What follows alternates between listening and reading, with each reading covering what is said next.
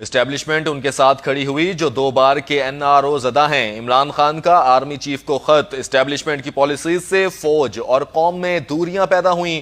بانی PTI کا یہ کہنا ہے اسٹیبلشمنٹ کی پالیسیوں سے فوج اور عوام میں دوریاں پیدا ہو رہی ہیں۔ عمران خان کا آرمی چیف کو خط، وکیل PTI فیصل فرید چودھری نے کہا ہے کہ عمران خان نے آرمی چیف کو خط لکھا ہے جس میں کہا ہے کہ اسٹیبلشمنٹ ان کے ساتھ کھڑی ہے جو خود دوبارہ کے NRO زدہ ہیں۔ اڈیالہ جیل میں صحافیوں سے غیر رسمی گفتگو کرتے ہوئے انہوں نے کہا کہ بانی PTI عمران خان نے army chief general Asim Munir کو خط بھجوایا ہے اور یہ خط انہوں نے ملک کی سب سے بڑی سیاسی جماعت اور سابق وزیر اعظم کے طور پر بھجوایا گیا۔